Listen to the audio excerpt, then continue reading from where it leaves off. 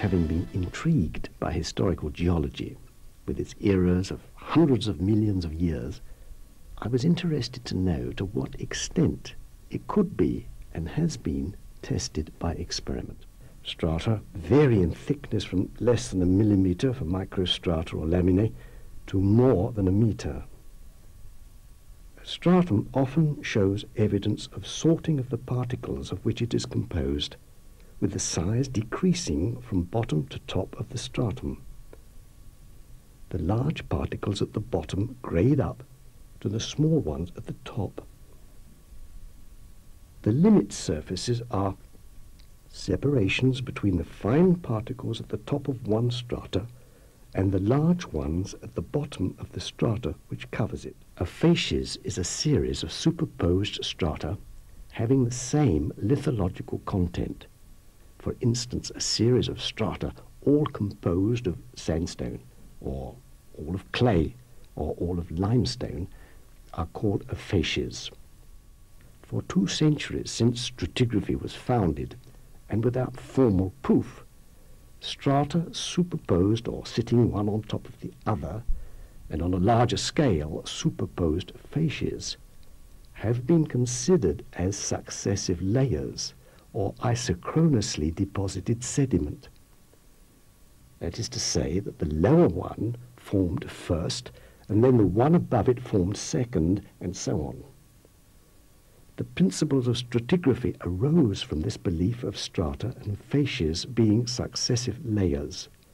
These 3 principles of stratigraphy provided the basis upon which geologists at the end of the 18th century and the beginning of the 19th established the geological column. They assumed that sediments had deposited horizontally around the world and that the rate of deposition was the same everywhere for each layer.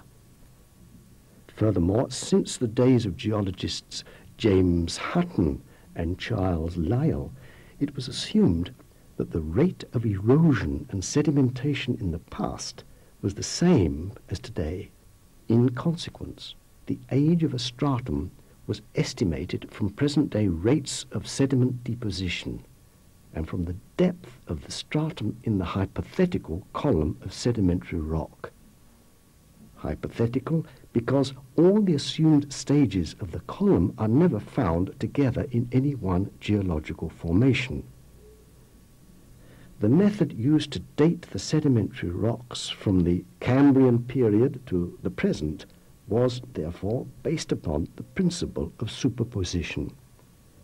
By applying the principle of continuity, the same age could be given to outcrops of what were assumed to be the same facies, whether in South America, South Africa, or Australia. Later, the fossil content of sedimentary formations in different sites was used to show a correspondence of age between the fossils of one site and those of another. This gave rise to a 4th principle of stratigraphy, the principle of paleontological identity.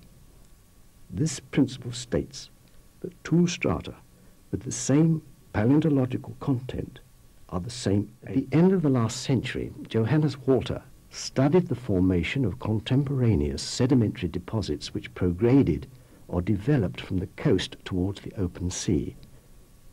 By drilling into the sediments, he observed the same succession of facies from the surface downwards as from the coast towards the sea. A law was formulated of Walter's observations that facies superposed in a deposit area would also be seen to lay side by side. He examined the sediments in the Bay of Naples. By boring vertically downwards through the sediments in the bay, he saw that the facies that lay on top of each other were in the same sequence as those that were lying next to each other horizontally.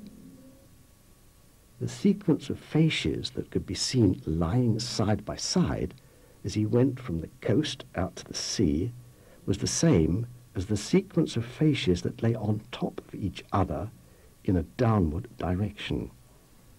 He realized that the belief that the facies at the bottom was older than the one on top was wrong. Quite obviously, all the facies he was examining, the one at the top, the one underneath, and the one at the bottom, were still forming.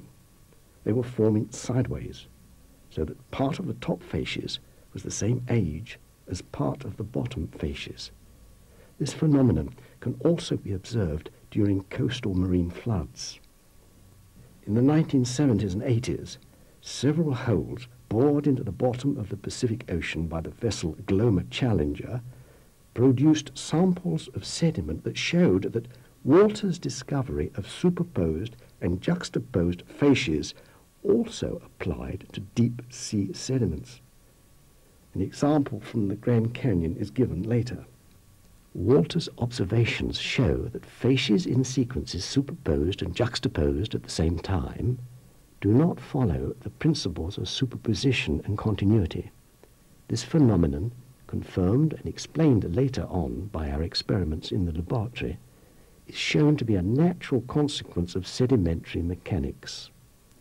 In 1970, I received a report from the American geologist Edwin McKee of his 1965 observations of sediments deposited as a result of a river in Colorado overflowing its banks at Bijou Creek due to 48 hours of torrential rain upriver. The stratified deposits, reaching a thickness of 12 feet, exhibited particle sorting and bedding planes. Bedding planes are generally interpreted by classical stratigraphy as the result of interruptions of sedimentation and hardening of the surface of the last formed layer prior to further sedimentation.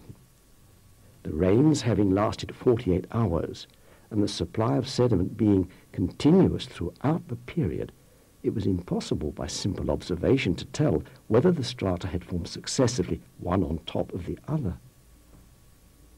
In any case, 48 hours gave no time for the surface of a strata to harden before subsequent sediment was deposited on top of it. So the partings had to be explained by some other phenomenon than hardening. This led me to do some experiments on stratification. Pierre Julien is a lecturer in sedimentology at the university and was in charge of the experiments. They took place in large glass-walled tanks called flumes. Water, laden with sediment, was pumped into a flume, and the way it deposited could be observed and filmed from above and through the sides of the tank. Different-sized particles of sand were poured into water circulating in a flume. The movement of the water caused the particles to be sorted according to their size. Some of the fine and coarse particles were slowed down by either the roughness of the base of the flume or the sediments already deposited. They deposited, causing superposed laminae to form in the direction of the current. A reduction in current caused mainly larger particles to deposit on the previous laminae. Both the finer and coarser particles not contacting the laterally forming stratum continued to be transported by the current. An increase in the current velocity, again due to friction, caused laminae similar to the previous ones to form on top of the stratum of large particles. The accumulation of sediment between two instants of time, T1 and T2, produced a deposit. The deposit consisted of a part of the lower laminae, part of the stratum of large particles, and part of the upper laminae. Each subsequent individual deposit from upstream to downstream was therefore younger than the one before it. If it were possible to differentiate these successive lateral deposits, the time needed for a strata to form could be calculated by adding the difference of time between T1 and T2 to the difference between T2 and T3, and so on. Due to the presence of a current, strata were formed vertically and laterally at the same time in the direction of the current. The experimenter had scope for testing a wide range of conditions by inclining the flume to provide a slope and by regulating the speed of water current and the supply of sediment. Flume experiments demonstrated the mechanical nature of stratification, whereby particles segregated according to their size when transported by a current of variable speed. Desiccation or drying out of deposits caused bedding partings. Stratification of the deposit under both dry and water conditions formed parallel to the slope of the initial area of deposit, which could exceed 30 degrees. The results were published by the Geological Society of France. When the basic principles of geology had been devised, they amazingly had not taken hydraulic conditions into account. Of course, one strata will superpose upon another when sedimentary particles suspended in still water eventually deposit.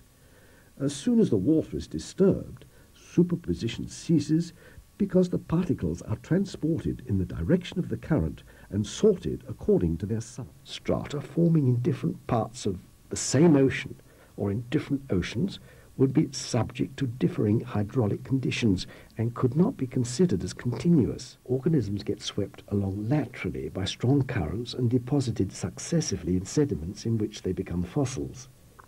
When the sediments hardened into rock, the position of the fossils provided no indication of age. Fossil 1, in the upper strata, for instance, was deposited before fossil 2 in the lower strata. Fossil 1 could, therefore, be older than fossil 2 in the lower strata. The same experiments showed that strata form according to the laws of mechanics. Our research and experiments demonstrated that the principles of stratigraphy did not apply to stratified deposits formed in the flume experiments when there was a current. Our experiments confirmed and explained on the scale of strata what Johannes Walter had observed on the scale of facies. They showed that the principles of superposition and continuity did not apply in either case. Neither facies nor strata in sequences succeeded each other chronologically. They were deposited simultaneously according to sequence stratigraphy. Rubin and Southard's flume experiments and submarine observations established the relation between hydraulic conditions and structures in deposits. These deposit structures are found in sedimentary rocks. From them, the original hydraulic conditions and particularly velocity of current can be determined, as Austin did in the Tonto group. His valuable work is completed by the mechanism of strata formation discovered by our experiments. Superposition and continuity only apply in limited conditions, such as fine sediments in suspension in calm water. In a transgression, regression or progradation, where there is a current, the principles no longer apply. The geological timescale was established on the belief that the principles of stratigraphy applied generally. The empirical proof of their limited application must involve important changes to the scale. The Tonto group was attributed to the Cambrian period, which according to the time scale took 70 million years to form. By application of sedimentary mechanics, it has been shown that the group could have formed within several days or weeks.